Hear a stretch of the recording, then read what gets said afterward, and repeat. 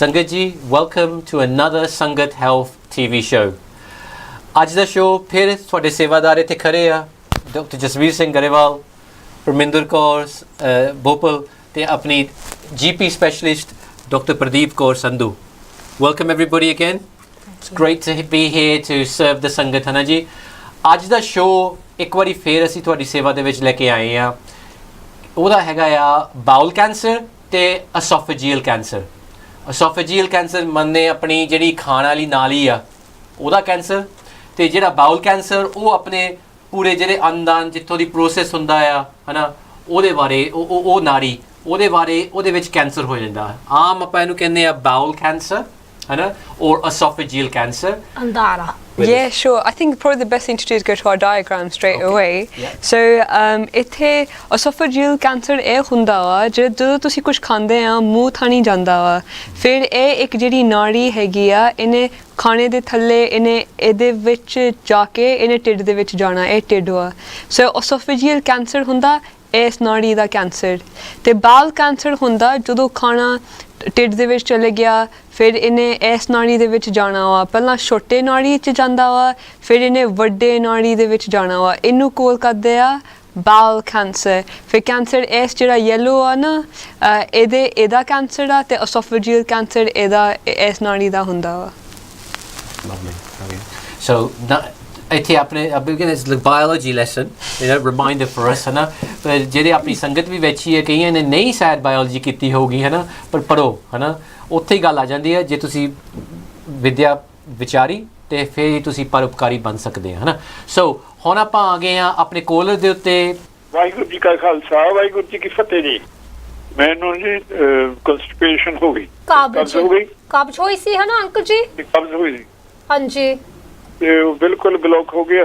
ਹਾਂਜੀ, ਮੈਨੂੰ ਦਵਾਈ ਦਿੱਤੀ, ਉਹਦੇ ਰਿਲੀਜ਼ ਕਰਨ ਲਈ ਉਹਨੇ ਕੁਝ ਨਹੀਂ ਕੀਤਾ ਹੈਗਾ, ਤੇ ਉਹਨੇ ਮੈਨੂੰ ਫਿਰ ਹਸਪਤਾਲ ਭੇਜ ਦਿੱਤਾ ਚੈੱਕ ਕਰਨ ਲਈ। ਤੇ ਕਿੰਨੇ ਚਿਰ ਵਾਸਤੇ ਤੁਹਾਡੀ ਕਨਸਟੀਪੇਸ਼ਨ ਹੋ ਰਹੀ ਸੀਗੀ? ਜਿਵੇਂ ਹੁਣ ਵੀਕਾਂ, 2 ਵੀਕਾਂ, 3 ਵੀਕਾਂ? 2 ਵੀਕ ਲੰਘ ਗਏ ਕਿ ਟੋਇਲਟ ਆਈ ਨਹੀਂ ਸੀ ਬਿਲਕੁਲ 2 ਵੀਕਾਂ ਵਾਸਤੇ? ਬਿਲਕੁਲ। ਤੁਹਾਡੀ ਰੀਜ਼ਨ ਕੀ ਸੀ, ਤੁਸੀਂ ਪਹਿਲਾਂ ਕਿਉਂ ਨਹੀਂ ਗਏ? ਕਿਉਂਕਿ ਆਪਣੇ ਮੇਨ ਚੀਜ਼ ਇਹੀ ਕਹਿੰਦੇ ਆ ਨਾ ਕਿ ਕੈਂਸਰ ਬਾਰੇ ਕਿ ਜੇ ਤੁਸੀਂ ਅਰਲੀ ਜਾਓ ਤਾਂ ਬੈਟਰ। ਤੁਸੀਂ ਪਹਿਲਾਂ ਤੁਸੀਂ ਆਪ ਦੱਸੋ ਕਿ ਜਦੋਂ ਤੁਹਾਨੂੰ ਕਬਜੀ ਹੋਣ ਲੱਗੀ, ਤੁਹਾਨੂੰ ਅੱਗੇ ਵੀ ਪਹਿਲਾਂ ਕੋਈ ਕਬਜੀ ਹੋਈ ਸੀਗੀ ਜਾਂ ਕਨਸਟੀਪੇਸ਼ਨ ਹੋਈ ਸੀ? ਨਹੀਂ। So it was a new, ਕੋਈ ਐਨ ਬਿਲਕੁਲ ਨਵੀਂ ਚੀਜ਼ ਸੀਗੀ ਜਿਹੜੀ ਹੋਈ ਸੀ।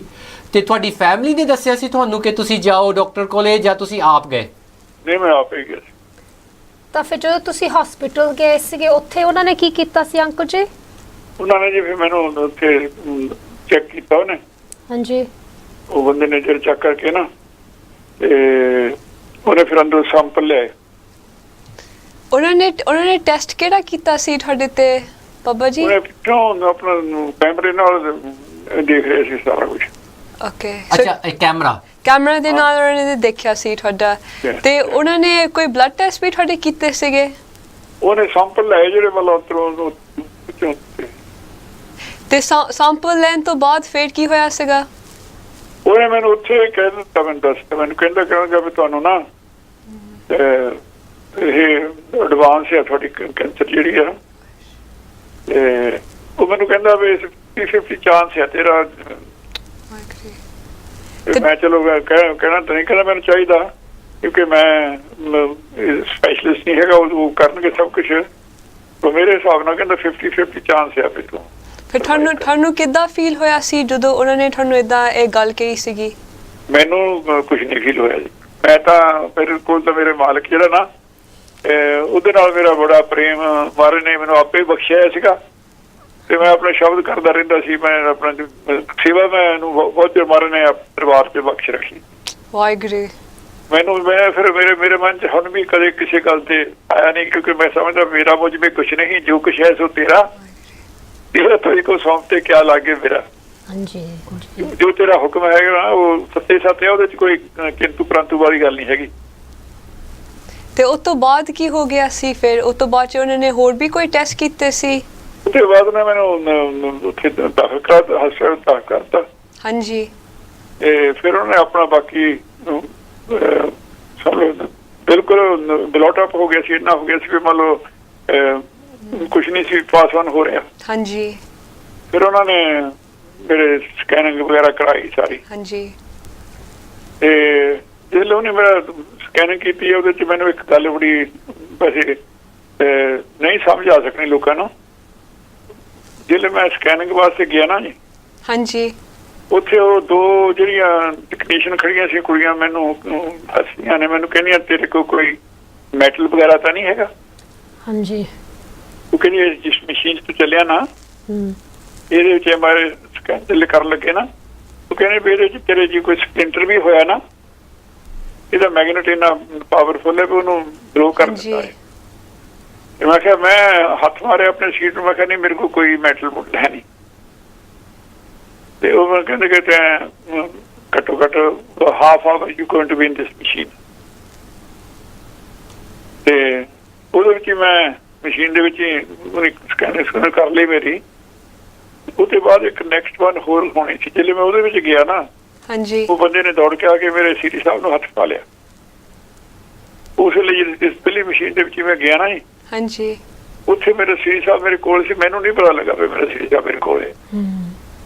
ਤੇ ਉਹਨੇ ਦੌੜ ਕੇ ਆ ਕੇ ਉਹਨੂੰ ਪਰ ਮੈਨੂੰ ਕਹਿੰਦਾ ਯੂ ਗੋਟ ਅ ਡੈਗਰ। ਮੈਂ ਕਿਹਾ ਕੋਈ ਡੈਗਰ ਟੂ ਨਹੀਂ, ਡੈਗਰ ਕਿੱਥੇ ਡੈਗਰ ਰੱਖਦੇ ਨਹੀਂ ਹੈਗੇ। ਤੇ ਉਹਨੇ ਆ ਕੇ ਉਹਨੂੰ ਸੀਰੀ ਸਾਹਿਬ ਨੂੰ ਹੱਥ ਪਾ ਲਿਆ, ਕਹਿੰਦਾ ਕੋਲ ਲਾ ਲਿਆ, ਕਹਿੰਦਾ ਨਾ। ਤੇ ਮੈਂ ਉਹਨੂੰ ਕਿਹਾ, ਮੈਂ ਕਿਹਾ ਤਾਂ ਗੱਲ ਬਹੁਤ ਮਾੜੀ ਹੋਈ, ਉਹਨਾਂ ਨੂੰ ਫਿਰ ਦੱਸਣਾ ਪੈਣਾ ਹੈਗਾ ਵੀ ਮੈਨੂੰ ਪਤਾ ਨਹੀਂ ਲੱਗਾ ਹੈਗਾ ਮੇਰੇ ਕੋਲ ਸੀਰੀ ਸਾਹਿਬ ਹੈ। ਉਹ ਕਹਿੰਦਾ ਹੁਣ ਦੱਸਣ ਦੀ ਤਾਂ ਲੋੜ ਕੁਛ ਨਹੀਂ, ਕਹਿੰਦਾ ਉਹਨਾਂ ਜਦ ਤੂੰ ਉਹਦੇ ਵਿੱਚ ਲੰਘੇ ਆਇਆ ਮਸ਼ੀਨ ਦੇ ਵਿੱਚ।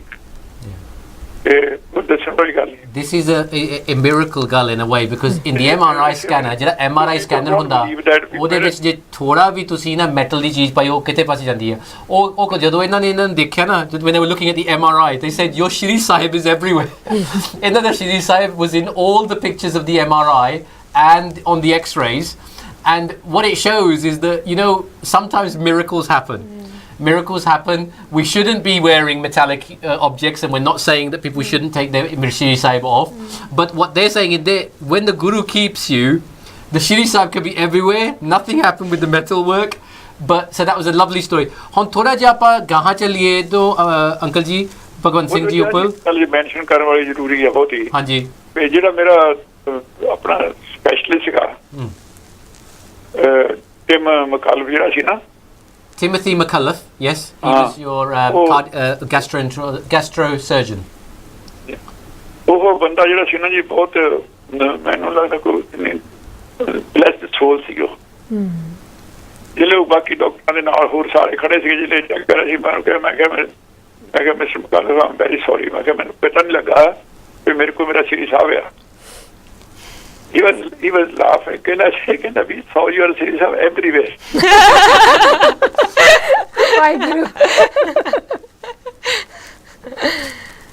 So ਜਦੋਂ ਤੁਸੀਂ ਉਸ ਅਵਸਥਾ 'ਚ ਹੁੰਦੇ ਆ ਨਾ, ਉੱਥੇ ਭੈ ਤਾਂ ਹੋ ਨਹੀਂ ਸਕਦਾ ਕੋਈ ਵੀ। ਹਾਂਜੀ ਇੱਥੇ ਕਿਸੇ ਗੱਲ ਦਾ ਮਨ ਦੇ ਵਿੱਚ ਭੈ ਡਰ ਕੋਈ ਗੱਲ ਉੱਥੇ ਵਾਪਰਦੀ ਨਹੀਂ। ਫਿਰ ਥੋੜਾ ਜਿਹਾ ਇਹ ਦੱਸੋ ਕਿ ਇੱਕ ਵਾਰੀ ਉਹਨਾਂ ਨੇ ਫਿਰ ਡਾਇਗਨੋਸ ਕਰ ਦਿੱਤਾ ਕਿ ਤੁਹਾਡੇ ਕੋਲੇ ਕੈਂਸਰ ਹੈਗਾ ਆ। ਹਾਂਜੀ। ਤੇ ਉਹਨਾਂ ਨੇ ਫਿਰ ਦੱਸਿਆ ਕਿਵੇਂ ਤੁਹਾਨੂੰ ਫੈਮਿਲੀ ਇਕੱਠੀ ਸੀਗੀ ਜਦੋਂ ਦੱਸਿਆ, ਸਾਰਿਆਂ ਨੂੰ ਇਕੱਠਿਆਂ ਨੂੰ ਦੱਸਿਆ ਸੀ? ਇਹ ਦੱਸੋ ਥੋੜਾ ਜਿਹਾ। ਨਹੀਂ ਮੈਨੂੰ ਉਹਨੇ ਦੱਸ। ਅੱਛਾ ਫਿਰ ਤੁਸੀਂ ਆਪਦੀ ਫੈਮਿਲੀ ਨੂੰ ਕਦੋਂ ਦੱਸਿਆ? ਫੈਮਿਲੀ ਨੂੰ ਫਿਰ ਉਹਨੇ ਜੇ ਲੋੜ ਕੇ ਉਹਨੇ ਦੱਸਿਆ ਨਾ ਵੀ ਸਾਨੂੰ ਆਪਰੇਟ ਕਰਨਾ ਪੈਣਾ ਹੈਗਾ ਕਿਉਂਕਿ ਐਡਵਾਂਸ ਸਟੇਜ ਤੇ ਸੀਗਾ ਬਹੁਤ। ਤੇ ਨਹੀਂ ਫਿਰ ਇਹਨਾਂ ਨੂੰ ਦੱਸਦਾ ਸਾਰੇ ਫਿਰ ਸੀਗਾ ਫਿਰ ਆ ਗਈ। ਅੱਛਾ ਤੇ ਇਹਨਾਂ ਦੀ ਏਜ ਹੈਗੀ ਹੁਣ 83 ਦੀ ਆ। ਇਹ ਜਿਵੇਂ 3-4 ਸਾਲ ਹੋ ਗਏ ਆ ਜਦੋਂ ਇਹ ਹਾਦਸਾ ਹੋਇਆ ਸੀਗਾ ਕੈਂਸਰ ਦੇ ਚੀਜ਼ ਦਾ। ਹੁਣ ਥੋੜਾ ਫਿਰ ਉਦੋਂ ਬਾਅਦ ਜਦੋਂ ਉਹਨਾਂ ਨੇ ਕੈਂਸਰ ਹੋ ਗਿਆ ਜੀ ਹੁਣ। ਹਾਂਜੀ 5 ਸਾਲ ਹੋ ਗਏ? ਨਹੀਂ 7 ਸਾਲ ਹੋ ਗਏ। ਵਾਓ ਹੈ ਨਾ। ਤੇ ਉਹਦੇ ਵਿੱਚ ਹੁਣ ਥੋੜਾ ਜਿਹਾ ਇਹ ਮੈਂ ਥੋੜਾ ਜਿਹਾ ਕਿ ਭੈਣ ਜੀ ਇਹਨਾਂ ਦੀ ਬੇਟੀ ਵੀ ਨਾਲ ਬੈਠੇ ਆ ਇਹਨਾਂ ਦੇ, ਤੇ ਪ੍ਰਿਤਪਾਲ ਕੌਰ ਇਹਨਾਂ ਦਾ ਨਾਂ ਹੈ ਜੀ। ਭੈਣ ਜੀ could you tell us a little bit as well about what happened to the family? ਜਦੋਂ ਫੈਮਿਲੀ ਨੂੰ ਪਤਾ ਲੱਗਿਆ ਕਿ ਇਹਨਾਂ ਕੋਲੇ ਬਾਉਲ ਕੈਂਸਰ ਹੋ ਗਿਆ ਆ, ਕੀ ਬਿਰਤੀ ਸਾਰਿਆਂ ਦੇ ਉੱਤੇ ਆਈ? ਹਾਂਜੀ, ਵਾਹਿਗੁਰੂ ਜੀ ਕਾ ਖਾਲਸਾ, ਵਾਹਿਗੁਰੂ ਜੀ ਕੀ ਫਤਿਹ। Firstly, I'd like to thank you and your team for giving us this opportunity to share this experience. It's a journey that often isn't talked about, and especially in our community, with our aging community, we really do need to share our experience from an educational perspective, and the positivity that comes from this is huge. So firstly, I'd like to thank you and your team. I'm actually living abroad. When I got the news, I wasn't the first responder. My brother and my sister-in-law were very kind to break the news to me. And I'll be very honest, as soon as we hear the word cancer, there is a moment of despair, because we tend to take it that we're overwhelmed with hearing this, because we know from experience that people die of cancer, and we connect that it will lead to ultimate death. And in our culture and our community, our elders tend to say, "E bamari hoya jehda na nahi leida." Hello, Pritpal ji. Ji. Oh, great. This is great. Your audio is fantastic again. So, resuming from where we left off, you were telling us when you found out about Bhagwan Singh ji's, from abroad, you found out about their diagnosis of cancer. Hanji. There's a initial moment of shock, and you want to react. But then you have to take that processing into place, be realistic. And when you don't know the outcome and you haven't actually consulted the professionals, the mind actually does the worst situation. And so Dad underwent an emergency colonoscopy, where in order to give him relief for the backup of not having a bowel movement, my brother had told me that he'll need time to recover from the stoma surgery before they can actually proceed with any further treatment. So knowing that, I kind of allowed myself to think, well, if I go there, I'm going to be there for an indefinite period of time, so I want to maximize my duration with the healing and the treatment plan. So Dad underwent 7 weeks at Mount Vernon Hospital. So first of all, just to kind of repeat that, he had the surgery first, Pritpalji. He had the surgery first. He had to have an emergency colonoscopy, where they put in a stoma bag.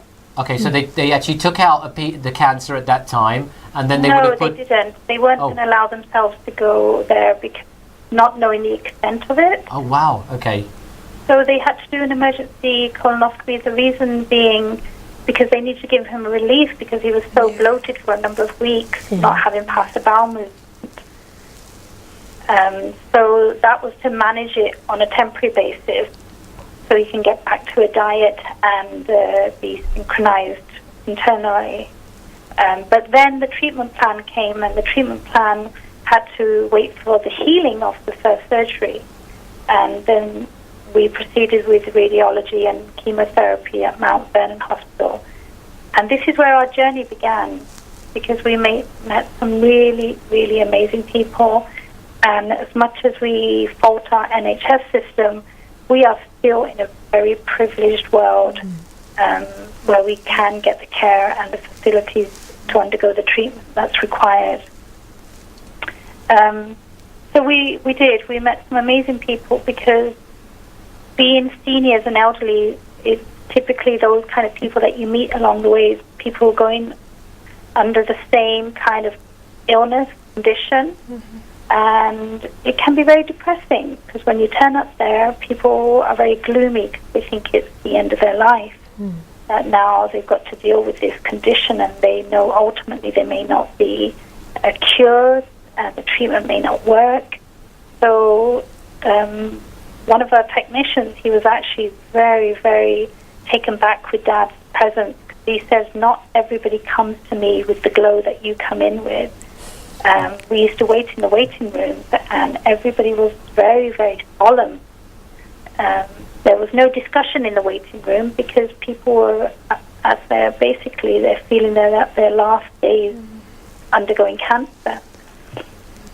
So from my experience of this journey, it's really important that we provide a support system within our family, within our community, from an emotional perspective, from a very physical perspective, from a psychological perspective, definitely from an educational point of view, as you guys are working on today. And I think the highest form of support is very spiritual. So what you're saying is that because obviously Bhagwan Singh Ji loves Gurbani, and he is has spent a lifetime with Gurbani. That Gurbani, that Sikhi actually kept him in Chardi Kala throughout his treatment with cancer, etc., and kept him kind of kept him in an optimism to regain health. Yes. So the positive spirit is very vital. My brother and I shared this experience. We felt, there was a time we felt it wasn't about Dad. This was to educate us on a spiritual note.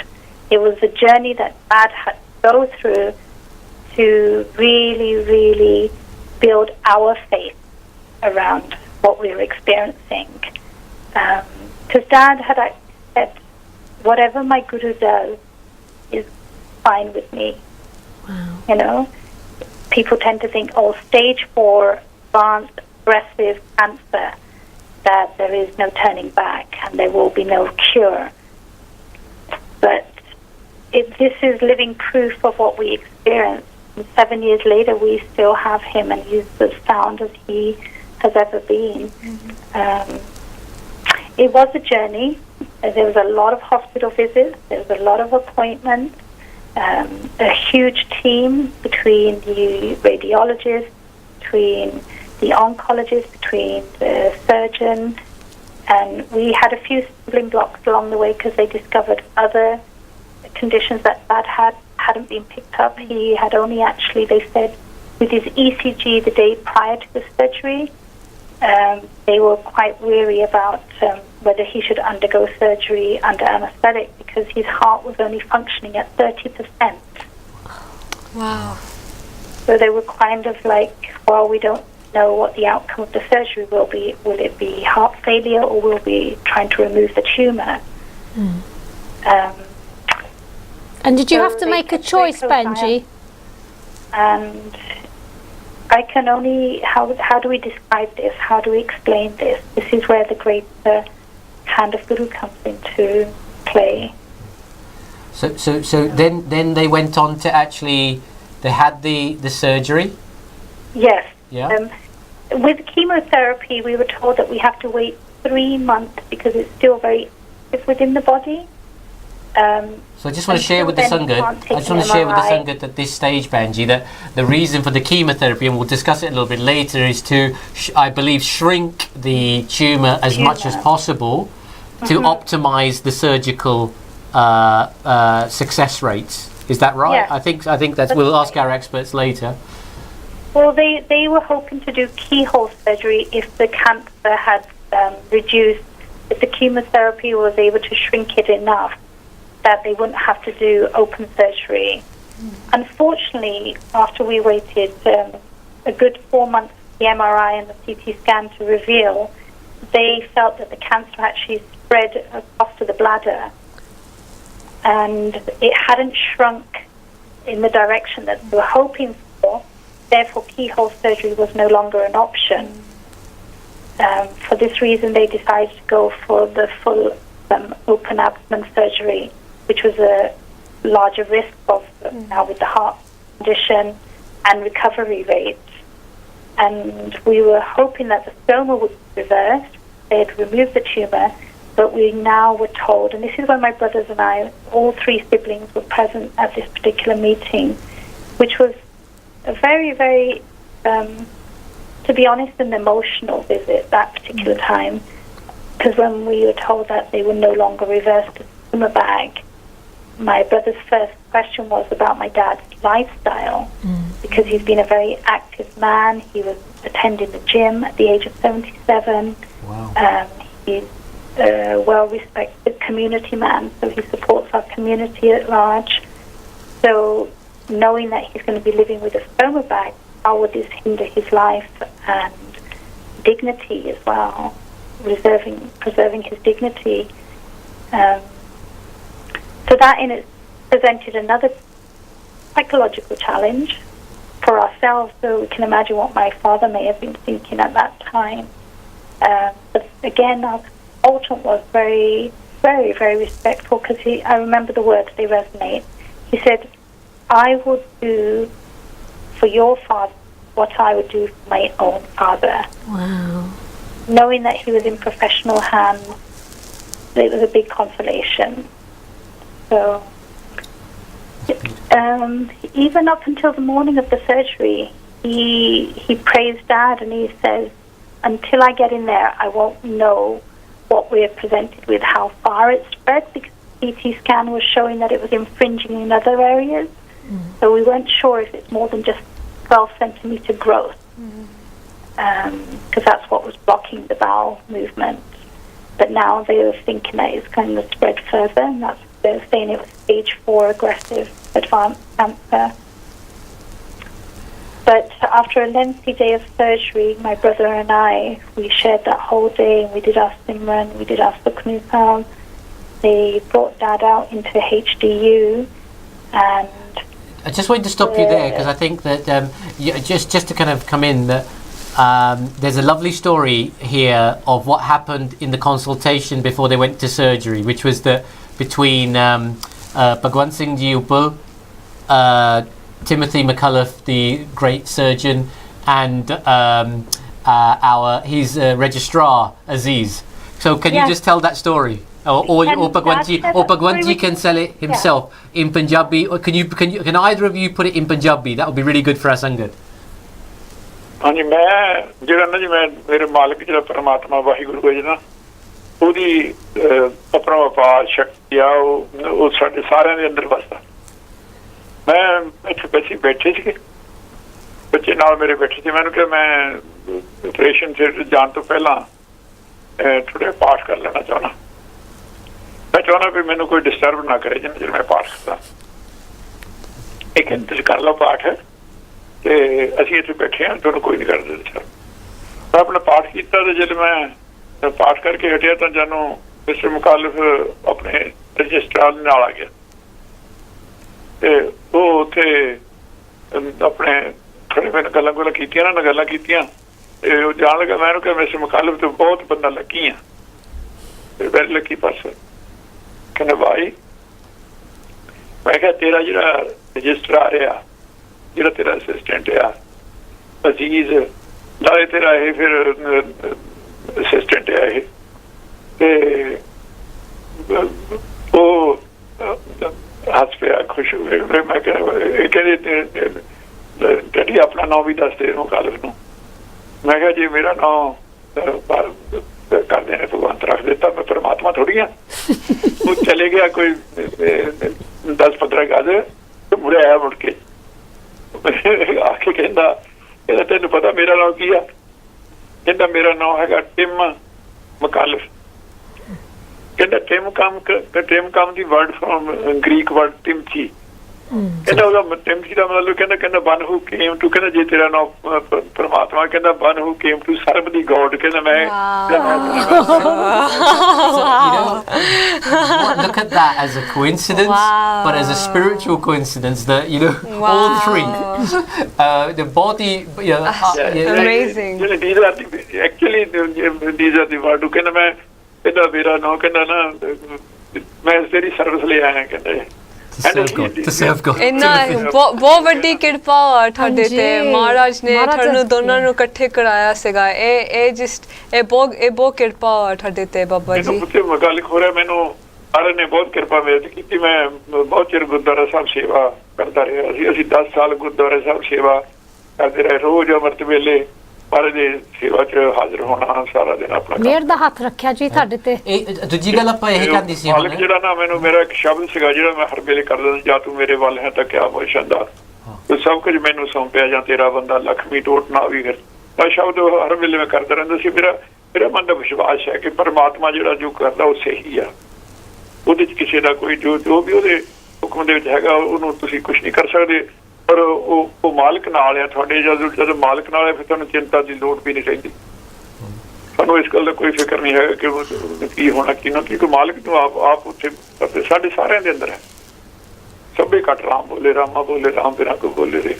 ਥੋੜਾ ਜਿਹਾ ਇੱਥੇ ਭਗਵੰਤ ਸਿੰਘ ਜੀ ਥੋੜਾ ਜਿਹਾ ਇਹ ਵੀ ਦੱਸ ਦਿਓ ਕਿ ਲੋਕ ਅਸੀਂ ਵੀ ਨਾ ਡਾਕਟਰਾਂ ਦੇ ਹਿਸਾਬ ਦੇ ਨਾਲ ਇੱਥੇ ਆਏ ਆ, ਪਰ ਸਾਨੂੰ ਵੀ ਅਸੀਂ ਵੀ ਮਾਲਕ ਦੇ ਹੱਥ ਦੇ ਵਿੱਚ ਹੀ ਆ, ਤੇ ਥੋੜਾ ਜਿਹਾ ਉਹ ਵੇਦਾ ਸੰਦਾ ਦਾ ਜਿਹੜਾ ਆਪਣਾ ਸ਼ਬਦ ਨੇ ਬੜਾ ਸੁੰਦਰ ਜਿਹੜਾ ਬਾਣੀ ਦਾ ਪਾਠ ਕਰੀਏ ਨਾ ਜੀ, ਅਸੀਂ ਮੈਂ ਸਾਰੇ ਹੱਲ ਵੀ ਮੇਰੇ ਮਨ 'ਚ ਬਹੁਤ ਆਉਂਦਾ।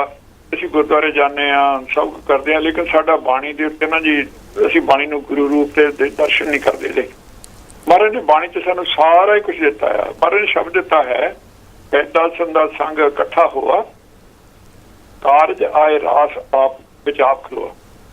ਕਹਿੰਦੇ ਜਿੰਨੇ ਮਰਜੀ ਵੱਡੇ ਵੱਡੇ ਸਪੈਸ਼ਲਿਸਟ ਇਕੱਠੇ ਹੋ ਜਾਣ, ਇਹ ਕਹਿੰਦੇ ਕੰਮ ਉਦੋਂ ਸਹੀ ਹੁੰਦਾ ਜਦੋਂ ਮਾਲਕ ਖੜ ਜਾਂਦਾ ਆ ਕੇ। ਸੋ ਇਸ ਕਰਕੇ ਉਹਨੇ ਮੈਨੂੰ ਜਿਹੜੇ ਮੁਕਾਲਫ ਨੇ ਮੈਨੂੰ ਫਿਰ ਵੀ ਉਹ ਕਹਿੰਦਾ ਵੰਡਰਫੁਲ, ਕਹਿੰਦਾ ਜੋ ਕੁਛ ਮੈਂ ਦੇਖਿਆ ਮੇਰੇ ਆਪਰੇਸ਼ਨ ਕਰਦੇ ਹੋਏ, ਕਹਿੰਦਾ ਜੋ ਕੁਛ ਮੈਂ ਦੇਖਿਆ ਨਾ ਵੰਡਰਫੁਲ ਹੈ। ਕਹਿੰਦਾ ਜਿਵੇਂ ਮੈਨੂੰ ਲਈ ਆ ਰਹੇ ਸੀ ਉਸ ਵੇਲੇ ਆਪਰੇਸ਼ਨ ਤੋਂ ਬਾਅਦ ਵੀ, ਤਾਂ ਉਹ ਮੈਨੂੰ ਕਹਿੰਦੇ yes you carry on but you doing it fine, it's very nice. ਕਹਿੰਦੇ ਮੈਂ ਆਪਰੇਸ਼ਨ ਤੋਂ ਬਾਅਦ ਵੀ ਜਦੋਂ ਮੈਂ ਆ ਰਿਹਾ ਸੀ ਜਿਹੜੇ ਨਾ, ਤਾਂ ਮੇਰਾ ਸ਼ਬਦ ਚੱਲਣ ਰਿਹਾ ਸੀ। ਸੋ ਇਸ ਕਰਕੇ ਇਹ ਜੋ ਕੁਛ ਹੈਗਾ ਮੇਰਾ ਮੁਝ में कुछ नहीं, जो कुछ है सो तेरा, तेरा तो तुझ को सौंपते क्या लाके, मेरा विश्वास है ਸਾਰਿਆਂ ਦੇ ਸਾਰੇ ਦੇ ਅੰਦਰ ਵਸਦਾ, ਸਾਰਿਆਂ ਲਈ ਕੋਈ ਗੱਲ ਆ, ਪਰ ਉਹਦੇ ਤੇ ਵਿਸ਼ਵਾਸ ਸਾਡਾ ਇਸ ਕਰਕੇ ਨਹੀਂ ਆਉਂਦਾ। ਅਸੀਂ ਉਹਦੀ ਸੇਵਾ 'ਚ ਰਹਿੰਦੇ ਨਹੀਂ, ਅਸੀਂ ਸਿਮਰਨ 'ਚ ਰਹਿੰਦੇ ਨਹੀਂ। ਜੇ ਅਸੀਂ ਸਿਮਰਨ 'ਚ ਰਹੀਏ ਫਿਰ ਉਹ ਮਾਲਕ ਹਰ ਵੇਲੇ ਕਿਰਪਾ ਕਰਦੇ ਗੋਚਿਆ, ਫਿਰ ਉੱਥੇ ਤੁਹਾਨੂੰ ਥੋੜਾ ਜਿਹਾ ਭਗਵੰਤ ਜੀ ਕੋਈ ਡਰ ਕੋਈ। ਹਾਂ ਭਗਵੰਤ ਜੀ ਹੁਣ ਥੋੜਾ ਜਿਹਾ ਅਸੀਂ ਫੇਰ ਪ੍ਰਿਤਪਾਲ ਕੋਲੇ ਆਉਣਾ ਚਾਹੁੰਦੇ ਹਾਂ ਨਾ, ਕਿ ਤੁਹਾਡੀ ਜਿਹੜੀ ਫੈਮਿਲੀ ਉੱਤੇ ਨਾ ਉਹਨਾਂ ਤੇ ਥੋੜਾ ਜਿਹਾ। ਸੋ could you tell us Pritpal ਜੀ what happened now? So then the recovery, obviously his cancer's now been, they've got rid of it. Did they say they completely cleared it, or was it partially? And yes, then, last year we had what was supposed to be the 5-year review, which was actually 6 years, and everything came back absolutely clear. There was no need to do a further follow-up, because typically, I think, as our Dr. Pradeep Kaur may say, they give you 5 years. After such a condition, they say we hope to prolong you for another 5 years, undergoing chemo and radiation and surgery to remove the tumour. So Dad has now cleared 7 years. Wow. And with that, we no longer have a follow-up. I think lately we received that he's just do an annual colonoscopy. He still is managing his stoma bag very, very efficiently. Could you tell us a little bit about that? Because ਜਿਹੜੇ ਕਈ ਨਾ ਆਪਣੇ ਜਿਹੜੇ ਸੁਣ ਰਹੇ ਆ ਉਹ ਕਹੋਗੇ ਕਿ ਜਦੋਂ ਕੋਲੋਸਟਮੀ ਦਾ ਬੈਗ ਆ ਜਾਂਦਾ ਆ, ਜਦੋਂ ਉਹ ਤੁਹਾਡੇ ਹੁਣ ਤੁਹਾਨੂੰ ਐਮਟੀ ਕਰਨਾ ਪੈਂਦਾ, ਕਿਵੇਂ ਇਹ ਹੈਂਡਲ ਕਰਦੇ ਆ? Can you tell us a little bit about that? Yes, I think number one is, especially in our community and the gender, for men to reveal information and share that experience, because it takes that relief from you stressing with it, managing it, coping with the challenges that come with it, because there can be leakage, there can be many visits where you have to adjust to the bag, the stoma shrinks over time, and then you have to go through new prescriptions. And if you stay connected, the services are wonderful. Dad has a wonderful stoma nurse that supplies him with all the next inventions. We've been with the stoma bag in 7 years. She'll give us an update, and so there's more and more new prescriptions available. And it's all about managing it. And that in its own can become very depressing for those that don't talk about it, those that don't share it with their family members. Because there is that part of dignity involved of our so Panji, bathroom routine. Panji, so can I just ask, sorry to interrupt you, so for what you're saying, your dad obviously has a close-knit family and he talks to both his children and yourself. Does he sort of share it with his peers or anybody at the Gurdwara? You know, is he talking about his experience? Because as you say, you know, we are a community who don't really talk about things. So is he doing that? Dad, I think with his close friends, those that know him, those that know what he's experienced. they are aware that day-to-day living is adapting to living with a bag. But as a whole, do we go out there and provide that education? I sadly think not. Do we, Dad? No. In terms do of the you find lesson, people come up to you and talk to you about your bag? No, they don't. we don't. So, So I Benji, think just this as is a where we- lesson, if you had to, having gone through that as a family, Hannah, Benji, Yeah. what would you like to share with this? What would you say is a good tip for our Sangat who are listening? That if you're a family of somebody who is going through cancer, any type of cancer, what is there anything organisational or helpful wise that you could say to the families of those people to support them now? Yeah, I mean, there's the word support. We really, really need to feel that we have a support system, whether it's in our internal family, whether it's our local community, whether it's women, whether it's men, especially our seniors from the generation and the cultural influence that we come with. It's really important that they feel that they have a place to go, because even going to the doctor can be overwhelming. The doctor has a very limited time to have that conversation, and you only take away small pockets of information, and you cope within yourselves, which can be very, very challenging.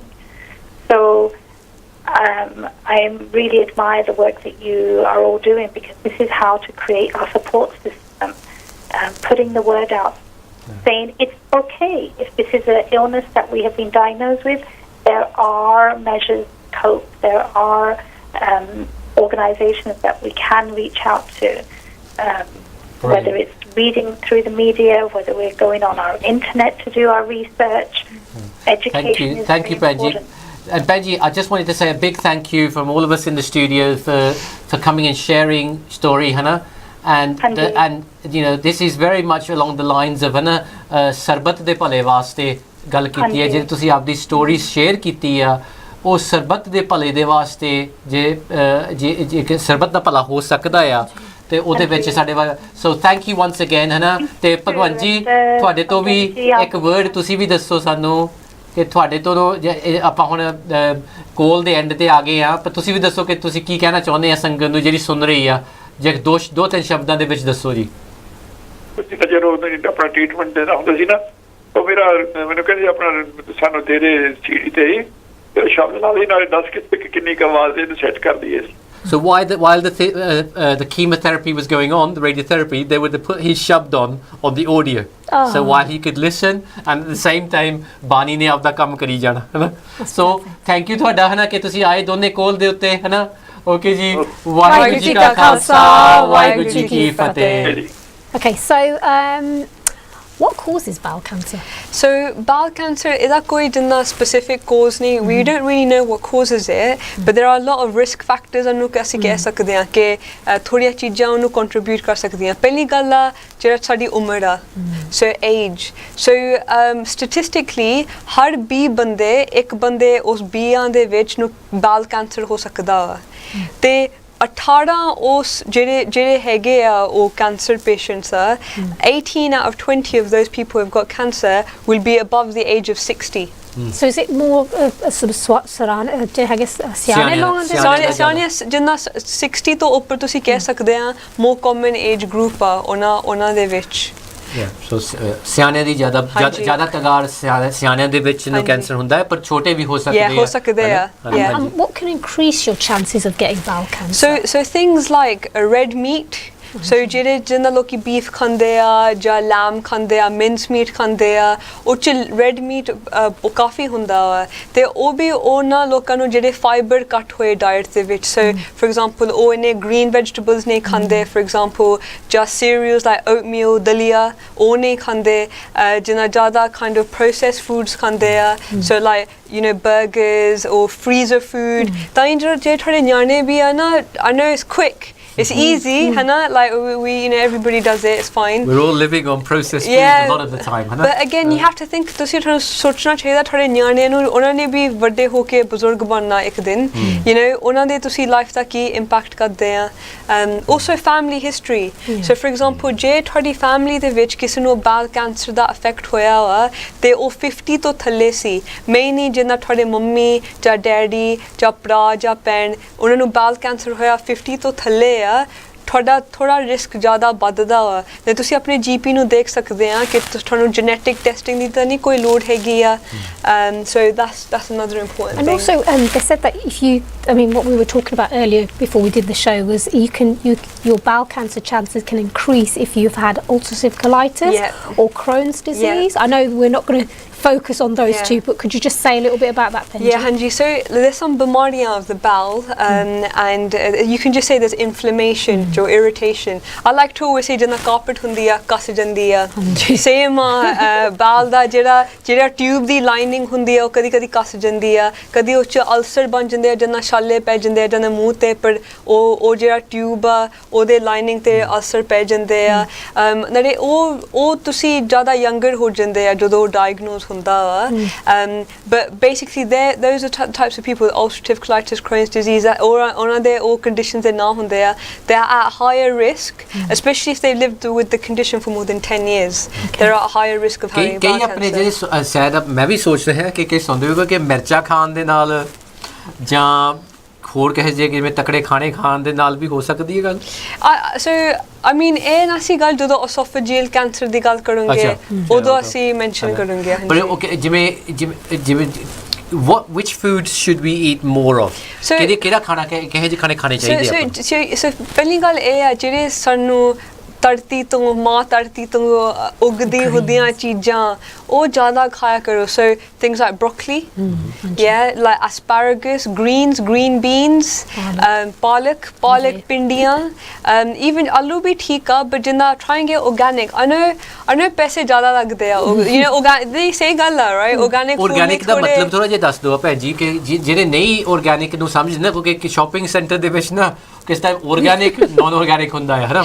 organic ਦਾ ਪਹਿਲਾਂ ਸਾਨੂੰ ਸਮਝਾ ਦਿਓ ਕਿ ਕੀ ਹੈ. organic ਦਾ ਇਹ ਮਤਲਬ ਹੁੰਦਾ ਕਿ ਜਿੰਦਾ ਪੰਜਾਬ ਦੇ ਵਿੱਚ ਪਹਿਲਾਂ ਹੁੰਦਾ ਸੀਗਾ ਕਿ ਧਰਤੀ ਤੋਂ naturally ਉਗੀ ਹੋਈ ਚੀਜ਼ ਅਸੀਂ ਖਾਂਦੇ ਆ, ਸਿੱਧਾ ਧਰਤੀ ਤੋਂ ਆ ਕੇ ਤੁਹਾਡੇ ਪਲੇਟ ਤੇ ਆਂਦੀ ਆ, ਉਹ 'ਚ ਕੋਈ ਦਵਾਈ ਨਹੀਂ ਹੋਈ ਪਾਈ, ਉਹ 'ਚ ਕੋਈ ਉਹਨੂੰ ਅਸੀਂ ਕੋਲ ਕਰਦੇ ਪੈਸਟੀਸਾਈਡਸ ਦਵਾਈ ਹੁੰਦੀ ਆ, ਫਰਟੀਲਾਈਜ਼ਰਸ, ਉਹਨਾਂ ਅਸੀਂ ਜਿੰਦਾ ਉਹ ਜਿੰਨਾ ਦਵਾਈ ਹੋਈ ਬਣਾਈ ਹੋਈ ਚੀਜ਼ ਨਹੀਂ ਖਾਂਦੇ, ਐ ਫਰੈਸ਼ ਧਰਤੀ ਤੋਂ ਉਗੀ ਹੋਈ ਸਿੱਧੇ ਤੁਹਾਡੀ ਪਲੇਟ ਤੇ ਉਹ ਅਸੀਂ ਖਾਂਦੇ ਆ. ਨਾਲੇ ਜੇ ਸੰਗਤ ਜੀ ਜੇ ਸੁਪਰਮਾਰਕੀਟ ਤੋਂ ਨਹੀਂ ਮਿਲ ਹੁੰਦਾ ਫਿਰ ਅਸੀਂ ਆਪ ਵੀ ਬੀਜ ਸਕਦੇ ਆ ਗਾਰਡਨਾਂ ਦੇ ਵਿੱਚ ਜਾਂ ਅਲੋਟਮੈਂਟ ਤੇ. ਹੁਣ ਜਿੱਦਾਂ ਬਜ਼ੁਰਗ ਕਾਫੀ ਆਪਣੀ ਸਬਜ਼ੀਆਂ ਬੀਜਦੇ ਆ ਤਾਂ ਫਿਰ ਉਹਦਾ ਦਾ ਟੇਸਟ ਵੀ ਡਿਫਰੈਂਟ ਹੁੰਦਾ ਹੈ, ਫਿਰ ਇਹ ਵੀ ਤੁਸੀਂ ਟਰਾਈ ਕਰ ਸਕਦੇ ਆ. ਤਾਂ ਹੁਣ ਭੈਣ ਜੀ ਜਿਹੜਾ ਹੈਗਾ ਆ ਬਾਉਲ ਕੈਂਸਰ ਦਾ ਸਕਰੀਨਿੰਗ ਪ੍ਰੋਗਰਾਮ ਦੀ ਥੋੜੀ ਜਿਹੀ ਸਾਨੂੰ ਦੱਸਿਓ.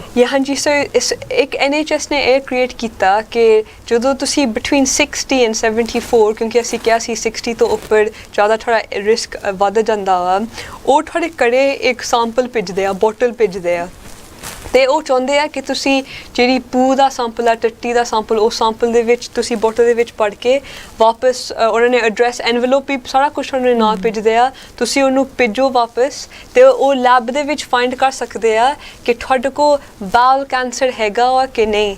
ਤੇ ਇਹ ਹਰ 2 ਸਾਲ ਹੀ ਹੁੰਦਾ ਵਾ. ਤੇ ਮੈਂ ਕਦੀ ਹੈਰਾਨ ਹੋ ਜਾਂਦੀ ਆ, ਮੇਰੇ ਜਿਹੜੇ ਪੇਸ਼ੈਂਟ ਆਦੇ ਖਾਸ ਕਰਕੇ ਪੰਜਾਬੀ, ਮੈਂ ਉਹਨਾਂ ਨੂੰ ਪੁੱਛੂੰਗੀ ਕਿ ਤੁਸੀਂ ਜਿੰਨਾ ਬਾਬਾ ਜੀ ਜਾਂ ਬੀਬੀ ਜੀ ਤੁਸੀਂ ਇਹ ਟੈਸਟ ਕੀਤਾ ਸੀ, ਕਹਿੰਦੇ ਪੁੱਤ ਆਇਆ ਸੀ, ਮੈਨੂੰ ਸਮਝ ਨਹੀਂ ਲੱਗੀ, ਮੈਂ ਕੁਛ ਨਹੀਂ ਕੀਤਾ. ਨਾਲੇ ਇਹ ਬਹੁਤ ਵੱਡੀ ਗੱਲ ਆ. ਮੈਨੂੰ ਪਤਾ ਕਿ ਕਦੀ ਜਦੋਂ ਕੁਛ ਪਿਜ ਹੁੰਦਾ ਵਾ ਪੋਸਟ ਦੇ ਵਿੱਚ ਅੰਗਰੇਜ਼ੀ ਮੇ ਬੀ ਸਾਨੂੰ ਸਮਝ ਨਹੀਂ ਲੱਗਦੀ, ਪਰ ਹਮੇਸ਼ਾ ਕੋਈ ਨਾ ਕੋਈ ਤੁਸੀਂ ਜਾਣਦੇ ਹੋਣੇ ਆ ਜੋ ਤੁਹਾਡੇ ਲਈ ਪੜ੍ਹ ਸਕਦਾ ਵਾ, ਤੁਸੀਂ ਜਿਸ ਉਹਨੂੰ ਪੜ੍ਹ ਲਿਓ. ਈਵਨ ਤੁਹਾਡੇ ਨਿਆਣੇ ਰਿਲੇਟਿਵ ਲੈਟਰ ਦੀ ਚਿੱਠੀ ਦੇ ਉੱਤੇ ਪੰਜਾਬੀ ਚ ਲਿਖਿਆ ਹੁੰਦਾ ਆ ਜਾਂ ਉਰਦੂ ਚ ਵੀ ਲਿਖਿਆ ਹੁੰਦਾ ਹੈ. ਸਮਟਾਈਮਸ ਹੈਗਾ ਵਾ, ਪਰ I'm not too sure ਕਿ ਉਹ ਤੁਹਾਡੇ ਉਹਦੇ ਨਾਲ ਹੀ ਜੁੜਿਆ ਹੁੰਦਾ ਵਾ ਕਿ ਨਹੀਂ. ਪਰ anything through the post, especially medically, ਤੁਹਾਨੂੰ ਹਮੇਸ਼ਾ ਕਲੈਰੀਫਿਕੇਸ਼ਨ ਦੀ ਲੋੜ ਆ, ਕਿਸ ਨੂੰ ਜ਼ਰੂਰ ਪੁੱਛੋ. And what if you're over 75? Then what happens? ਸੋ ਜੇ ਤੁਸੀਂ 74 ਤੋਂ ਉੱਪਰ ਆ ਨਾ ਤੁਹਾਨੂੰ ਫੀਲਿੰਗ ਆ ਕਿ ਮੈਂ ਵੀ ਮੈਂ ਵੀ ਇਹ ਪੂ ਸੈਂਪਲ ਕਰਨਾ ਚਾਹੁੰਦਾ ਹਾਂ ਜਾਂ ਚਾਹੁੰਦੀ ਹਾਂ, ਇੱਕ ਨੰਬਰ ਹੈਗਾ ਜੋ ਅਸੀਂ ਬਾਅਦ 'ਚ ਦੇ ਸਕਦੇ ਹਾਂ ਤੁਹਾਡੇ ਨੂੰ, ਤੇ ਉਹ ਨੰਬਰ ਤੋਂ ਤੁਸੀਂ ਜਸ ਫੋਨ ਕਰ ਲਿਓ ਤੇ ਉਹ ਤੁਹਾਨੂੰ ਸੈਂਪਲ ਭੇਜ ਸਕਦੇ ਆ। ਤਾਂ ਹੁਣ ਭੈਣ ਜੀ ਜਦੋਂ ਹੁਣ ਆਪਾਂ ਜਦੋਂ ਸੰਗਤ ਘਰ ਹੋਵੇ ਜੇ ਬਾਥਰੂਮ ਨੂੰ ਜਾਓਗੇ ਜਦੋਂ ਬਾਥਰੂਮ ਨੂੰ ਜਾਂਦੇ ਆ ਤਾਂ ਟੋਇਲਟ ਦੇ ਵਿੱਚ ਟੱਟੀ ਪਿਸ਼ਾਬ ਕਰਦੇ ਆ ਤਾਂ ਫਿਰ ਕੀ ਦੇਖਣਾ ਚਾਹੀਦਾ ਹੈ ਵਿੱਚ ਜੋ ਉਲਟ ਪੁਲਟ ਲੱਗੇ ਜੋ ਕੁਛ ਕਰਨਾ ਚਾਹੀਦਾ ਹੈ? ਹਾਂਜੀ ਸੋ ਮੇਨ ਚੀਜ਼ ਇਹ ਆ ਕਿ ਕੋਈ ਖੂਨ ਤਾਂ ਨਹੀਂ ਹੈਗਾ, ਨਾਲੇ ਪਾਇਲਸ ਦਾ ਖੂਨ ਨੋਰਮਲੀ ਟੋਇਲਟ ਦੇ ਜਿੰਨਾ ਪੈਨ ਦੇ ਸਰਾਊਂਡਿੰਗ ਹੁੰਦਾ ਵਾ ਬਾਰ ਹੁੰਦਾ ਵਾ, ਪਰ ਜਿਹੜੀ ਕੈਂਸਰ ਦੀ ਖੂਨ ਹੁੰਦਾ ਵਾ ਉਹ ਜ਼ਿਆਦਾਤਰ ਨਾ ਟੋਇਲਟ ਦੇ ਵਿੱਚ ਹੁੰਦਾ, ਮਿਕਸਡ ਹੁੰਦੀ ਆ। ਪਰ ਇਹਦਾ ਇਹ ਨਹੀਂ ਮਤਲਬ ਈਵਨ ਇਫ ਖੂਨ ਬਾਹਰ ਵੀ ਨਿਕਲੇ ਨਾ ਐਂਡ ਤੁਸੀਂ worried and you should be, ਤਾਂ ਤੁਹਾਨੂੰ ਕਰਨਾ ਚਾਹੀਦਾ you should go to see the GP and just make sure it's ਇਹ ਸਾਰਾ ਠੀਕ ਆ। ਪਹਿਲੀ ਗੱਲ ਤਾਂ ਸੰਗਤ ਜੀ ਇਹ ਆਉਂਦੀ ਹੈ ਨਾ ਕਿ ਤੁਸੀਂ ਟੋਇਲਟ ਕੀਤੀ ਆ, ਹੁਣ ਆਪਾਂ ਟੋਇਲਟ ਦੀ ਗੱਲ ਕਰ ਰਹੇ ਹਾਂ, ਕਈ ਕਹਿੰਦੇ ਸੰਗਦੇ ਆ, ਇਹਨਾਂ ਨੂੰ ਸ਼ਰਮ ਨਹੀਂ ਆਉਂਦੀ ਕਿ ਕਿਉਂ ਇਹ ਚੀਜ਼ਾਂ ਗੰਦੀਆਂ ਗੱਲਾਂ ਕਰਦੇ ਆ, ਪਰ ਇਹ ਗੰਦੀ ਨਹੀਂ ਗੱਲ ਹੈਗੀ, ਇਹ ਤੁਹਾਡੀ ਬੋਡੀ ਦੇ ਬਾਰੇ ਆ, ਹੈ ਨਾ। ਉਹਦੇ ਵਿੱਚ ਇਹ ਹੈ ਕਿ ਜਦੋਂ ਤੁਸੀਂ ਟੋਇਲਟ ਕਰ ਦਿੱਤੀ, ਉਹਨੂੰ ਪੇਪਰ ਸਿੱਟਣ ਦੇ ਪਹਿਲੋਂ ਸਾਰੀ ਚੀਜ਼ਾਂ ਸਿੱਟਣ ਤੋਂ ਪਹਿਲੋਂ ਉਹਨੂੰ ਫਲਸ਼ ਕਰਨ ਤੋਂ ਪਹਿਲੋਂ ਤੁਸੀਂ ਪਹਿਲਾਂ ਦੇਖੋ ਕਿ ਟੋਇਲਟ ਕਿਹੋ ਜਿਹੀ ਆਈ, ਉਹਦਾ ਸ਼ੇਪ, ਉਹਦਾ ਸਾਈਜ਼, ਤੁਹਾਡਾ ਕੋਈ ਚੇਂਜ ਕਿਵੇਂ। ਭੈਣ ਜੀ ਨੇ ਮੇਨ ਚੀਜ਼ ਇਹ ਦੱਸੀ ਹੈ ਕਿ ਤੁਹਾਡੀ ਜੇ ਪੂਰੀ ਲਾਈਫ ਦੇ ਵਿੱਚ ਤੁਹਾਡੀ ਟੋਇਲਟ ਇੱਕ ਤਰਫ ਦੀ ਹੋਈ, ਪਰ ਤੁਸੀਂ ਰੀਸੈਂਟਲੀ ਤੁਹਾਡੀ ਟੋਇਲਟ ਬਦਲ ਗਈ, ਜਾਂ ਤਾਂ ਭਾਰਮੀ ਹੋ ਗਈ, ਜਾਂ ਲਹੂ ਹੋ ਗਿਆ, ਜਾਂ ਕਾਲੀ ਹੋ ਗਈ, ਜਾਂ ਕੁਛ ਵੀ ਆ, ਉਹਦੇ ਤੇ ਤੁਸੀਂ ਧਿਆਨ ਰੱਖੋ। ਜੇ ਆਪਾਂ ਆਪਦੀ ਬੋਡੀ ਨੂੰ ਦੇਖਾਂਗੇ ਨਹੀਂ ਜਾਂ ਟੋਇਲਟ ਨੂੰ ਦੇਖਦੇ ਨਹੀਂ, ਹੁਣ ਮੈਂ ਮੰਨਦਾ ਹਾਂ ਕਿ ਆਪਾਂ ਹੁਣ ਪਹਿਲੇ ਤੋਂ ਹੁਣ ਬਾਹਰ ਹੀ ਟੋਇਲਟ ਕਰ ਦਿੰਦੇ ਸੀ ਨਾ, ਸੋ ਸਾਰਾ ਕੁਝ ਦੱਸਦਾ ਸੀ। ਹੁਣ ਟੋਇਲਟ ਦੇ ਵਿੱਚ ਜਾਂਦੇ ਆ, ਟੋਇਲਟ ਕਿਸ ਟਾਈਮ ਆਟੋਮੈਟਿਕ ਫਲਸ਼ ਵੀ ਹੋ ਜਾਂਦਾ, ਹੈ ਨਾ। ਮੇਨ ਚੀਜ਼ ਆਪਣੀ ਇਹ ਆ ਕਿ ਤੁਸੀਂ ਧਿਆਨ ਰੱਖੋ ਆਪਦੀ ਬੋਡੀਲੀ ਚੇਂਜਿਸ ਦਾ, ਤੇ ਟੋਇਲਟ ਦੇ ਉੱਤੇ ਵੀ ਧਿਆਨ ਰੱਖੋ, ਆਪਦੇ ਬੱਚਿਆਂ ਦੀ ਵੀ ਤੇ ਬਜ਼ੁਰਗਾਂ ਦੀ ਟੋਇਲਟ ਦਾ ਵੀ। ਅਸੀਂ ਅਨਰ ਕਿ ਬਹੁਤ ਬਜ਼ੁਰਗ ਜਿੱਦਾਂ ਜਦੋਂ ਸਾਫ਼ ਕਰਦੇ ਆ ਪਾਣੀ ਨਾਲ ਸਾਫ਼ ਕਰਦੇ ਆ, ਪਰ ਪਹਿਲਾਂ ਟੋਇਲਟ ਨੂੰ ਦੇਖੋ ਫਿਰ ਪਾਣੀ ਨਾਲ ਲਾਈਕ ਸਾਫ਼ ਕਰਿਓ।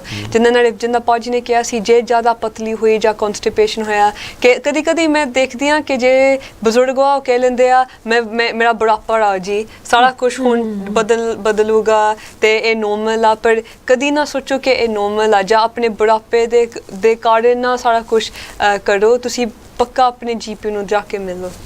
ਤਾਂ ਹੁਣ ਜਿਹੜਾ ਇਹ ਫਾਈਨਲ ਕੁਐਸਚਨ ਆ ਭੈਣ ਜੀ, ਜਿਹੜਾ ਹੈਗਾ ਆ ਜੇ ਬਾਲ ਕੈਂਸਰ ਲੱਭ ਲਵੇ ਕੋਈ ਚੇਂਜਸ ਹੈਗਾ, ਦੇਖਿਆ ਕਿਸੇ ਨੇ ਘਰ ਤਾਂ ਡਾਕਟਰ ਨੂੰ ਜਾਇਆ ਤਾਂ ਬਾਲ ਕੈਂਸਰ ਲੱਗ ਗਿਆ, ਫਿਰ ਟ੍ਰੀਟਮੈਂਟ ਕੀ ਹੈਗਾ ਬਰੀਫਲੀ ਤੁਸੀਂ ਦੱਸਿਓ। ਸੋ ਪਹਿਲੀ ਗੱਲ ਇਹ ਆ ਕਿ ਅਸੀਂ ਜਦੋਂ ਰੈਫਰ ਕਰਦੇ ਆ, GP ਰੈਫਰ ਕਰਦੇ ਆ, ਤੁਹਾਨੂੰ 2 ਹਫ਼ਤੇ ਦੇ ਅੰਦਰ ਤੁਸੀਂ ਇੱਕ ਹਸਪੀਟਲ ਸਪੈਸ਼ਲਿਸਟ ਨੂੰ ਦੇਖੋਗੇ। ਐਂਡ ਇਹ ਜਿੱਦਾਂ ਮੈਂ ਰਿਸਰਚ ਕੀਤੀ ਸੀ ਇਹਦੇ ਉੱਪਰ, ਲਿਟਰਲੀ ਐਵਰੀ ਰੈਫਰਲ 14 ਡੇਜ਼ ਦੇ ਵਿੱਚ ਤੁਸੀਂ ਪੱਕਾ ਹਸਪੀਟਲ ਡਾਕਟਰ ਨੂੰ ਮਿਲੂਗੇ। ਸੋ ਤੁਸੀਂ ਮੇਕ ਸ਼ੋਰ ਕਰਨਾ ਕੋਈ ਹੌਲੀਡੇ ਨਹੀਂ ਜਾਣਾ ਉਸ ਟਾਈਮ ਤੇ, ਤੁਸੀਂ ਪੱਕੇ ਇੰਗਲੈਂਡ 'ਚ ਰਹਿਣਾ। ਦੂਜੀ ਗੱਲ, ਹਮੇਸ਼ਾ ਮੈਂ ਆਪਣੇ ਪੇਸ਼ੈਂਟਸ ਨੂੰ ਇਹ ਗੱਲ ਕਹਿੰਦੀ ਹਾਂ ਕਿ ਜਿੰਦਾ 12 ਦਿਨ ਤੋਂ ਬਾਅਦ ਮੈਨੂੰ ਮਿਲਣ ਤੋਂ 12 ਦਿਨ ਤੋਂ ਬਾਅਦ ਜੇ ਉਹਨਾਂ ਨੇ ਕੋਈ ਸੁਣਿਆ ਨਹੀਂ ਹਸਪੀਟਲ ਤੋਂ ਅਪੁਆਇੰਟਮੈਂਟ, ਉਹਨਾਂ ਨੂੰ ਮੈਨੂੰ ਫੋਨ ਕਰਨਾ ਚਾਹੀਦਾ ਵਾ। ਸਰ ਜੇ ਤੁਸੀਂ 12 ਦਿਨ ਤੋਂ ਬਾਅਦ ਤੁਸੀਂ ਇਹ ਨਹੀਂ ਸੋਚਣਾ ਹਾਂਜੀ ਕੋਈ ਕੋਲ ਹੈਗਾ, ਉਹਨਾਂ ਨੇ ਕਿਸ ਨੇ ਮੈਨੂੰ 3-4 ਹਫ਼ਤੇ ਬਾਅਦ ਕੰਟੈਕਟ ਕਰਨਾ, ਤੁਸੀਂ ਫਿਰ GP ਨੂੰ ਕੰਟੈਕਟ ਕਰਕੇ ਕਹਿਣਾ ਕਿ ਲੁੱਕ ਡਾਕਟਰ ਕਹਿੰਦੇ ਸੀ ਕਿ ਕੈਂਸਰ ਹੋ ਸਕਦਾ ਵਾ, ਮੈਨੂੰ ਕਿਸੇ ਹਸਪੀਟਲ ਅਪੁਆਇੰਟਮੈਂਟ ਮੇਰੀ ਹਾਲੇ ਬਣੀ ਨਹੀਂ ਹੈਗੀ। ਤਾਂ ਫਿਰ ਤੁਹਾਡਾ ਜੀ ਸੰਗਤ ਜੀ ਫਰਜ਼ ਬਣਦਾ ਚੈੱਕ ਕਰਨ ਵਾਸਤੇ। ਤਾਂ ਜਿਹੜਾ ਜੇ ਤੁਹਾਨੂੰ ਕੋਈ ਪ੍ਰੋਬਲਮ ਹੋਏ, ਜੇ ਹੋਰ ਕਿਸੇ ਨਾਲ ਗੱਲ ਕਰਨੇ, ਅਸੀਂ ਸ਼ੋਅ ਤੋਂ ਹੁਣ ਅਸੀਂ ਤੁਹਾਨੂੰ ਫਰਦਰ ਇਨਫੋਰਮੇਸ਼ਨ ਦੱਸੂਗੇ, ਤੇ GP ਨੂੰ ਜਾ ਕੇ ਮਿਲਣਾ, NHS ਡਾਇਰੈਕਟ ਦੇਖ ਸਕਦੇ ਚੋਇਸਿਸ, ਤਾਂ ਸਾਰਾ ਬਾਲ ਕੈਂਸਰ ਦੀਆਂ ਚੈਰਿਟੀਆਂ ਵੀ ਅਸੀਂ ਤੁਹਾਨੂੰ information ਦਊਗੇ।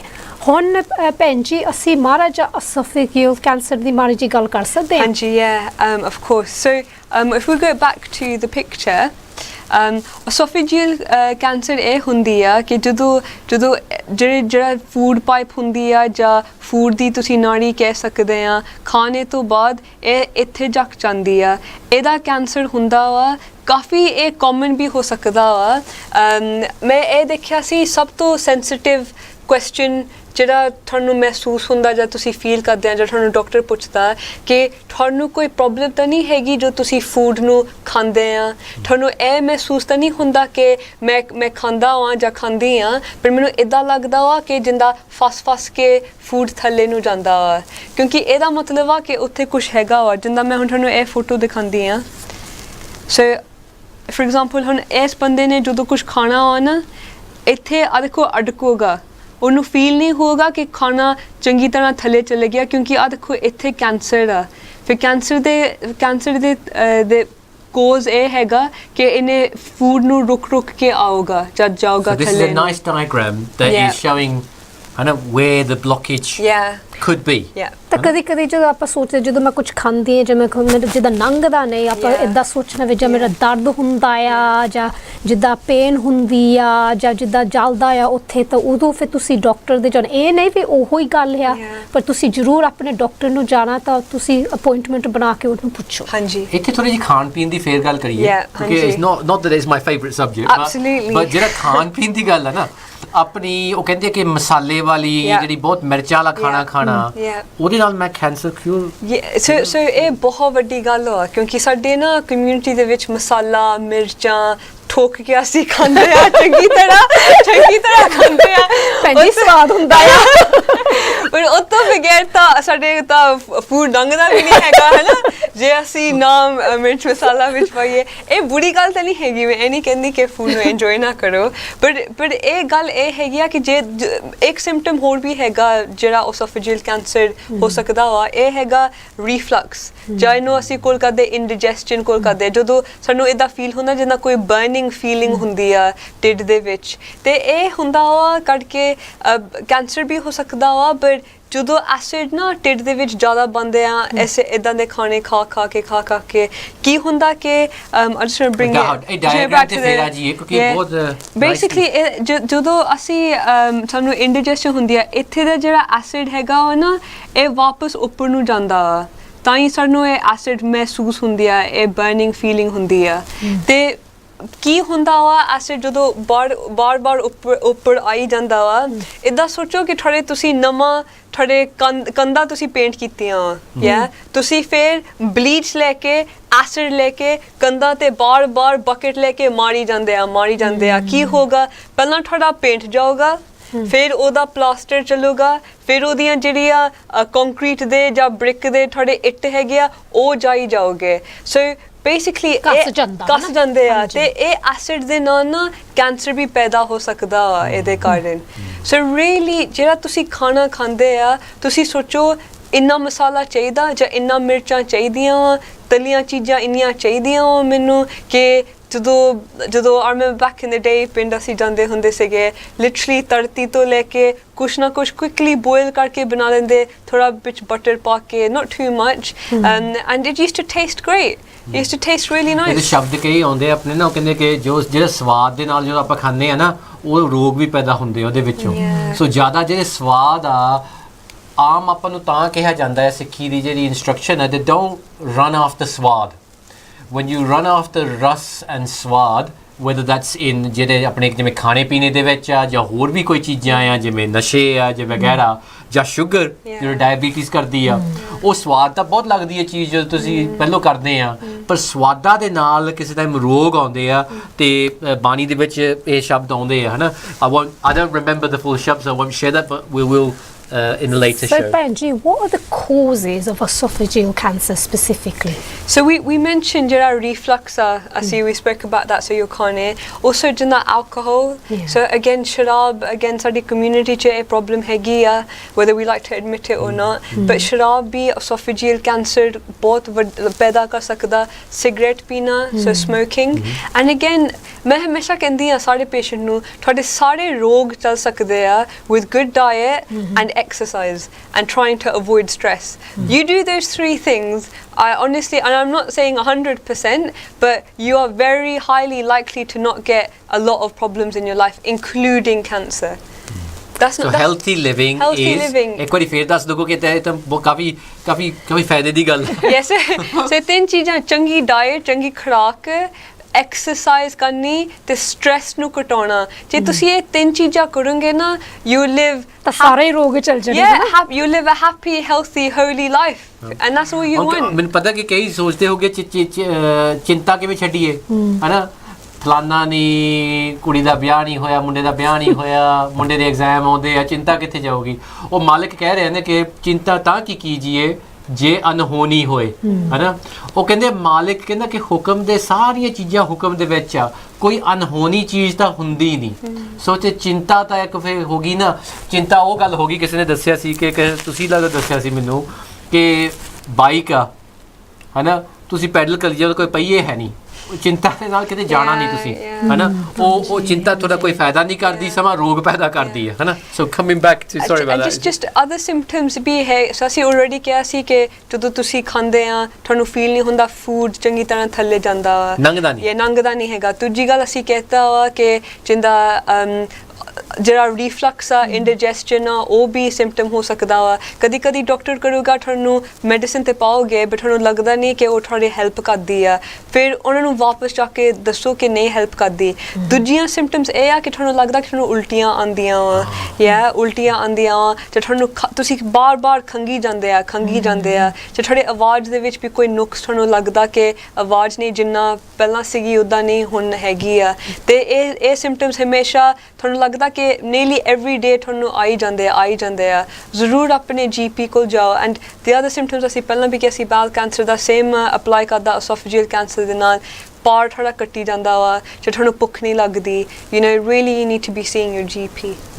and Benji, how can you diagnose this specific cancer? So the main thing is camera test and that Baba ji ne bhi phone call te kiya siga ke mainu colonoscopy hui si and it's the same type for the esophageal cancer called endoscopy and basically dono passe jinna je thanu lagda ke eh cancer a ja a cancer a diagnosis hunda ek choti ji camera hundi a tusi jinna call in karoge hospital de vich ਤੁਹਾਨੂੰ ਪੂਰੀ ਤਰ੍ਹਾਂ ਸਲਾਓਗੇ ਨਹੀਂ ਪਰ ਤੁਹਾਨੂੰ ਜਿੰਦਾ medication ਦਿਓਗੇ ਤੁਹਾਨੂੰ ਥੋੜਾ comfortable ਕਰਨ ਲਈ ਕਿ ਤੁਹਾਨੂੰ ਜ਼ਿਆਦਾ ਕੋਈ ਪ੍ਰੈਸ਼ਰ ਜਾਂ ਕੋਈ ਪੇਨ ਨਾ ਫੀਲ ਕਰੇ ਤੇ ਕੈਮਰਾ ਦਾ ਸਾਈਜ਼ ਨਾ ਇਹ ਤੋਂ ਵੀ ਛੋਟਾ ਹੋਣਾ ਤੇ ਕੈਮਰਾ ਇੱਕ ਸਾਈਡ ਤੇ ਹੁੰਦਾ ਤੇ ਦੂਜੇ ਪਾਸੇ ਇੱਕ ਚੀਜ਼ ਹੁੰਦੀ ਆ ਜਿਹੜੇ ਸੈਂਪਲ ਲੈ ਸਕਦੇ ਆ ਤੇ ਜਿੰਨਾ ਫਿਰ ਉਹ ਕਰੋਗੇ ਕਿ ਤੁਹਾਨੂੰ ਥੋੜਾ ਰਿਲੈਕਸ ਕਰਕੇ ਦਵਾਈ ਦਿਓਗੇ ਰਿਲੈਕਸ ਕਰਨ ਨੂੰ ਫਿਰ ਉਹਨਾਂ ਨੇ ਥੋੜੇ ਗਲੇ ਦੇ ਥਰੂ ਜਾ ਕੇ ਕਰੋਗੇ ਤੇ ਮੋਨੀਟਰ ਹੁੰਦਾ ਸਪੈਸ਼ਲਿਸਟ ਕੋ ਤੇ ਉਹ ਜਿਸ ਦੇਖੀ ਜਾਓਗੇ ਕੈਮਰੇ ਦੇ ਥਾਨੀ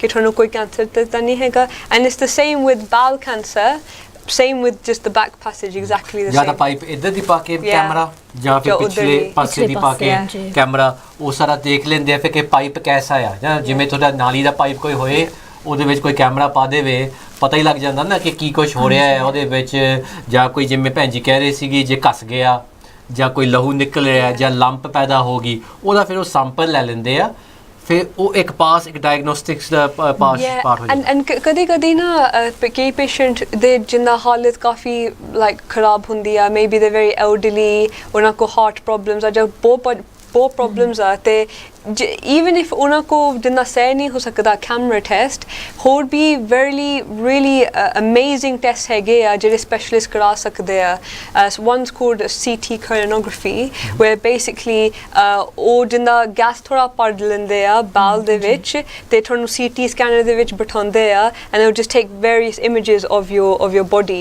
to see if there's cancer there or not so ਇਦਾਂ ਨਾ ਫੀਲ ਕਰੋ ਡਰੋ ਨਾ ਕਿ ਹੁਣ ਮੈਨੂੰ ਕੈਮਰਾ ਟੈਸਟ ਹੋਣ ਲੱਗਾ ਮੇਰੇ ਕੋ ਹੋਣਾ ਨਹੀਂ ਆ ਪਰ ਜਿੰਦਾ ਇਦਾਂ ਸੋਚੋ ਕਿ ਤੁਸੀਂ ਦੂਜੇ ਟੈਸਟ ਵੀ ਕਰ ਸਕਦੇ ਆ ਉਹ ਸਪੈਸ਼ਲਿਸਟ ਵਾਲੀ ਅਰੇਂਜ ਕਰ ਸਕਦੇ ਆ ਸੋ ਹੁਣ ਇੱਕ ਹੋਰ ਚੀਜ਼ ਭੈਣ ਜੀ ਜੋ what treatment can be provided so ਲੱਭ ਲਿਆ ਪਤਾ ਲੱਗ ਗਿਆ ਵੀ ਇਹ ਚੀਜ਼ ਤੁਹਾਨੂੰ ਬਿਮਾਰੀ ਹੋ ਸਕਦੀ ਕੀ ਕਰ ਸਕਦੇ ਆ ਸੋ ਯੂ نو ਪਹਿਲੀ ਗੱਲ ਜਿੰਦਾ ਬਾਬਾ ਜੀ ਨੇ ਬਹੁਤ ਸੋਹਣੀ ਤਰ੍ਹਾਂ ਕਿਹਾ ਸੀਗਾ ਮੈਨੂੰ ਡਰ ਨਹੀਂ ਲੱਗਿਆ ਸੀ ਐਂਡ ਅਲਟੀਮੇਟਲੀ ਬਾਣੀ ਆਪਣੇ ਕੋਲ ਹਮੇਸ਼ਾ ਹੁੰਦੀ ਆ ਸੋ ਉਹ ਤੁਹਾਨੂੰ ਹਮੇਸ਼ਾ ਮਜ਼ਬੂਤ ਰੱਖਣਾ ਚਾਹੀਦਾ ਆਪਣੇ ਹਿਰਦੇ ਦੇ ਵਿੱਚ ਦੂਜੀ ਗੱਲ ਇਹ ਆ ਡਿਪੈਂਡ ਕਰਦਾ ਕਿ ਥੋੜਾ ਸਟੇਜ ਕਿੱਥੇ ਕੁ ਪਹੁੰਚਿਆ ਹੋਇਆ ਜੇ ਅਰਲੀ ਸਟੇਜਸ ਆ ਤਾਂ ਹੀ ਮੈਂ ਕਹਿੰਦੀ ਆ ਕਿ ਕੋਈ ਵੀ ਅੱਜ ਦੇ ਸਿੰਪਟਮਸ ਸਾਡੇ ਕੋਲ ਹੈਗੇ ਆ GP ਕੋਲ ਜਾਓ ਕਿਉਂਕਿ ਜੇ ਅਰਲੀ ਫੜਿਆ ਹੁੰਦਾ ਵਾ ਨਾ ਬਹੁਤ ਛੇਤੀ ਉਹਨਾਂ ਨੂੰ ਜਿੰਨਾ ਉਹ ਸਰਜਰੀ ਕਰਕੇ ਕੱਢ ਬਾਹਰ ਸਕਦੇ ਆ ਤੇ ਫਿਰ ਰਿਸਕ ਘੱਟ ਜਾਂਦੇ ਆ ਕਿ ਕੈਂਸਰ ਕਿਤੇ ਹੋਰ ਤਾਂ ਨਹੀਂ ਫੈਲਣ ਲੱਗਾ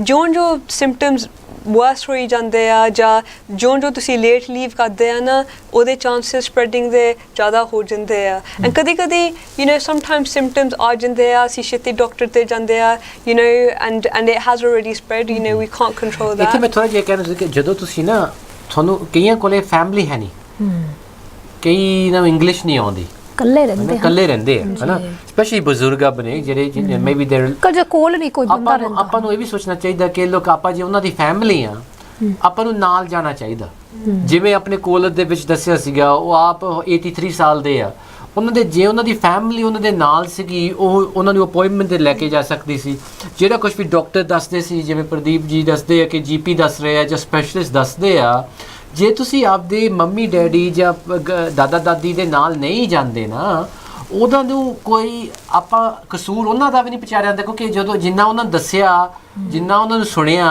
ਉਹੀ ਅੰਦਰ ਜਾਣਾ ਤਾਂ ਆਪਾਂ ਨੂੰ ਇੱਕ ਵਾਰੀ ਬੰਨ ਲੈਣਾ ਚਾਹੀਦਾ ਕਿ ਆਪਾਂ ਨੂੰ ਨਾਲ ਜਾਣਾ ਹੀ ਜਾਣਾ ਆ ਇੱਕ ਫੈਮਿਲੀ ਦੇ ਵਿੱਚ ਬੰਨ ਲਓ ਜਿਹੜਾ ਨਾਲ ਜਾ ਜੇ ਫੈਮਿਲੀ ਨਹੀਂ ਜਾ ਸਕਦੀ ਤਾਂ ਫਰੈਂਡ ਨੂੰ ਲੈ ਜਾਓ ਕਿਸੇ ਟਾਈਮ ਮੈਂ ਇਹ ਵੀ ਦੇਖਿਆ ਹੈ ਕਿ ਗੁਰਦੁਆਰੇ ਦੇ ਵਿੱਚ ਜੇ ਕੋਈ ਟਰਸਟਡ ਪਰਸਨ ਹੈਗਾ ਆ ਗਿਆਨੀ ਜੀ ਜਾਂ ਹੋਰ ਵੀ ਕੋਈ ਜਿਨ੍ਹਾਂ ਨੂੰ ਤੁਸੀਂ ਟਰਸਟ ਕਰਦੇ ਆ ਉਹਨਾਂ ਨੂੰ ਲੈ ਜਾਓ ਹਨਾ ਤੁਸੀਂ ਇਹ ਫਿਕਰ ਨਹੀਂ ਕਰਨੀ ਪਰ ਜ਼ਰੂਰ ਸਾਰੇ ਆਪਾਂ ਇੱਕ ਦੂਜੇ ਦੇ ਨਾਲ ਮਿਲ ਕੇ ਇਹ ਸੁਝਾਅ ਕਰੀਏ ਆਪਾਂ ਨੂੰ ਕੋਈ ਜਿਵੇਂ 2 ਮਿੰਟ ਹੁਣ ਵਾਪੀ left over ਹੈਗੇ ਆ ਥੋੜੇ ਜਿਹੇ ਸਾਨੂੰ ਸਮਰਾਈਜ਼ ਹਾਂਜੀ just before summarizing just last thing to say ਕਿ ਜਦੋਂ GP ਤੁਹਾਨੂੰ ਐਗਜ਼ਾਮਿਨ ਕਰੋਗੇ ਪਿਛਲੇ ਪਾਸੇ ਤੋਂ for example or any intimate examination breast ਕੁਛ ਵੀ ਹੋਇਆ prostate ਦਾ ਤੁਸੀਂ ਹਮੇਸ਼ਾ ਪੁੱਛ ਸਕਦੇ chaperone ਮੈਨੂੰ ਕੋਈ ਹੋਰ ਵੀ ਚਾਹੀਦਾ ਵਾ ਐਸੇ ਕਮਰੇ ਦੇ ਵਿੱਚ ਉਹ ਨਰਸ ਹੋ ਸਕਦੀ ਆ ਸਕਦੀ ਆ ਜਾਂ ਡਾਕਟਰ ਕੋਈ ਹੋਰ ਜਾਂ ਰਿਸੈਪਸ਼ਨ ਸਟਾਫ ਇਹਦਾ ਕਦੀ ਨਾ ਫੀਲ ਕਰੋ ਕਿ ਮੈਂ ਤੇ ਸਿਰਫ ਡਾਕਟਰ ਆ I always ask all my patients do you want a chaperone please come in so just to summarize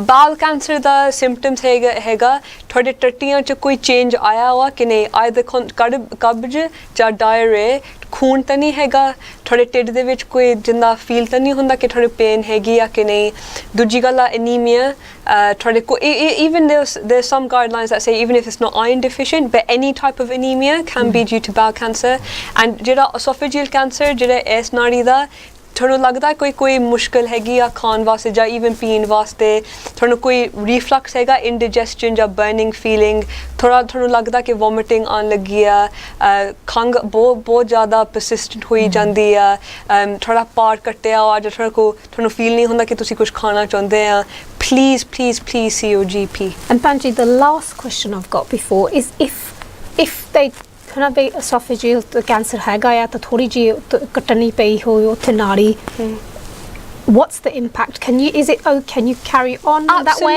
ਕਿ ਸੰਗਤ ਡਰੇ ਨਾ ਵੇ ਹਨਾ ਵੀ ਕੁਝ ਕਰਨਾ ਨਹੀਂ ਲਿਟਰਲੀ ਤੁਸੀਂ ਇਹਦਾ ਮੈਂ ਹਮੇਸ਼ਾ ਇਹਦਾ ਐਕਸਪਲੇਨ ਕਰਦੀ ਆ ਮਕੈਨਿਕਸ ਬਹੁਤ ਸਹੀ ਆ ਤੁਸੀਂ ਟਿਊਬ ਦੇਖੋ ਜੇ ਕੋਈ ਕਮੀ ਪਈ ਆ ਇੱਕ ਸਾਈਡ ਟਿਊਬ ਦੀ ਉਹਨਾਂ ਨੇ ਬਸ ਉੱਪਰੋਂ ਕੱਟਣਾ ਥੱਲਿਓਂ ਕੱਟਣਾ ਫਿਰ ਉਹਨਾਂ ਨੇ ਟਿਊਬ ਨੂੰ ਐ ਜੁਆਇਨ ਕਰਨਾ ਬਸ ਇੰਨੀ ਗੱਲ ਆ ਸੋ ਪਰ ਜੇ ਤੁਸੀਂ ਪਹਿਲਾਂ ਨਹੀਂ ਜਾਓਗੇ ਅਰਲੀ ਨਹੀਂ ਜਾਓਗੇ ਇੱਦਾਂ ਦਾ ਜਿਹੜਾ ਸਿੰਪਲ ਪ੍ਰੋਸੀਜਰ ਆ ਨਾ ਉਹ ਜਿੰਦਾ ਕਰ ਨਹੀਂ ਸਕਦੇ and in fact there's a new procedure that is started as well in esophageal cancer ਸਿੱਧੀ ਉਹਨਾਂ ਨੇ ਜਿਹੜਾ ਕੈਮਰਾ ਟੈਸਟ ਇੱਥੇ ਤੋਂ ਨਹੀਂ ਕਰਦੇ ਕਰਕੇ ਉਹਨਾਂ ਨੇ ਛੋਟੀ ਜੀ ਵਾਇਰ ਹੂਪ ਵਾਂਗੂ ਹੁੰਦੀ ਆ ਜਿੰਨਾ ਲੜ ਵਾਂਗੂ ਹੁੰਦੀ ਆ ਉਹ ਇੱਦਾਂ ਖਿੱਚ ਕੇ ਕੈਂਸਰ ਨੂੰ ਬਸ ਬਾਹਰ ਕੱਟ ਕੇ ਕੱਢ ਦਿੰਦੇ ਆ and that's really good because it's early stages ਫਿਰ ਕੁਛ ਉਹਨਾਂ ਨੂੰ ਕੱਟਣਾ ਨਹੀਂ ਪੈਂਦਾ thank you ਸੋ ਸੰਗਤ ਜੀ ਹੈ ਅਸੀਂ ਅੱਜ ਗੱਲ ਕੀਤੀ ਆਪਾਂ ਬਾਉਲ ਕੈਂਸਰ ਆਪਣਾ ਜਿਹੜਾ ਖਾਣੇ ਵਾਲੀ ਨਾਲੀ ਜਿਹੜੀ ਇੱਥੋਂ ਤੋਂ ਇੱਥੇ ਤੱਕ ਵੀ ਤੇ ਜਿਹੜੀ ਪਿਛਲੇ ਤੱਕ ਵੀ ਜਾਂਦੀ ਆ ਪੂਰੀ ਨਾਲੀ ਦੇ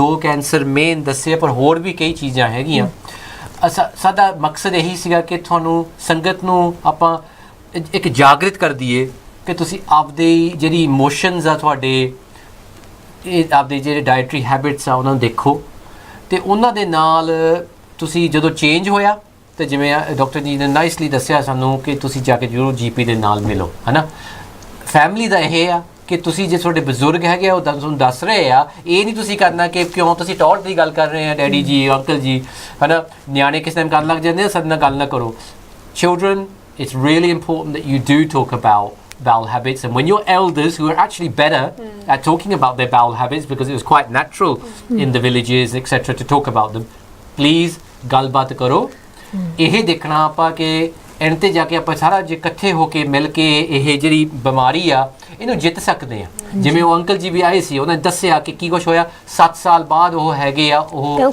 ਬਿਲਕੁਲ ਠੀਕ ਆ ਇਹ ਨਹੀਂ ਆਪਾਂ ਕਹਿੰਦੇ ਕਿ ਸਾਰਿਆਂ ਦੀ ਜਰਨੀ ਐਵੇਂ ਹੁੰਦੀ ਹੈ ਕਈ ਕੈਂਸਰ ਦੇ ਨਾਲ ਮਰ ਵੀ ਜਾਂਦੇ ਆ ਪਰ ਗੱਲ ਇਹ ਆ ਆਪਾਂ ਜਾਗਰਿਤ ਹੋਣਾ ਹੈ ਹੈ ਨਾ ਸੋ ਹੋਪਫੁਲੀ ਸਾਡੀ ਜਿਹੜੀ ਸੇਵਾ ਅੱਜ ਦੀ ਹੈ Can I just say one more? Please Sorry, do, one more please last do. point. ਜਿੱਥੇ ਵੀ ਖੂਨ ਆਂਦਾ ਵਾ ਨਾ ਪਲੀਜ਼ ਉਹਨੂੰ ਜਾ ਕੇ ਫੋਲੋ ਅਪ ਕਰੋ ਜਿਹਦਾ ਇਹ ਸਿਰਫ ਖੂਨ ਨਹੀਂ ਹੈਗਾ ਪਿਛਲੇ ਪਾਸਿਓਂ ਖੂਨ ਅੱਗੇੋਂ ਵੀ ਇਹ ਵੀ ਓਸੋਫੇਜੀਅਲ ਕੈਂਸਰ ਦਾ ਸਿੰਪਟਮ ਆ ਪਰ ਖੂਨ ਪਿਸ਼ਾਬ 'ਚ ਜੇ ਤੁਹਾਡਾ ਪੀਰੀਅਡ ਖਤਮ ਹੋਇਆ ਤੁਸੀਂ 50 ਤੋਂ ਉੱਪਰ ਆ ਤੁਹਾਡਾ ਪੀਰੀਅਡ ਫੇਰ ਸ਼ੁਰੂ ਹੋ ਗਿਆ ਨਾਲੇ ਤੁਹਾਡੇ ਪੀਰੀਅਡ ਖਤਮ ਹੋਣ ਨੂੰ ਤਾਂ 1-2 ਸਾਲ ਹੋਏ ਜੀ ਇਹ ਨੋਰਮਲ ਨਹੀਂ ਹੈਗਾ so anything is blood oriented ਖੂਨ oriented please see your GP and you remember ਜੀ ਸੰਗਤ ਜੀ ਗੋਡ ਵਾਹਿਗੁਰੂ ਆਪਣਾ ਜਿਹੜਾ ਕ੍ਰੀਏਟਰ ਆ ਉਹ ਆਪਣੇ ਵਾਸਤੇ ਸਾਰੀਆਂ ਚੀਜ਼ਾਂ ਦੇ ਨਾਲ ਪੜ੍ਹਾਈ ਹੋਏ ਦੂਜੀ ਲਿਖਾਈ ਹੋਏ ਪਰ ਹੈਲਥ ਵੀ ਜਿਵੇਂ ਉਹ ਸ਼ਬਦ ਸੀਗਾ ਜਿਹੜਾ ਅੰਕਲ ਜੀ ਨੇ ਕਿਹਾ ਸੀਗਾ ਆਪਾਂ ਨੂੰ ਗੁਰਬਾਣੀ ਦੇ ਵਿੱਚ ਉਹ ਵੇਦਾ ਸੰਦਾ ਸੰਗ ਇਕੱਠਾ ਹੁਆ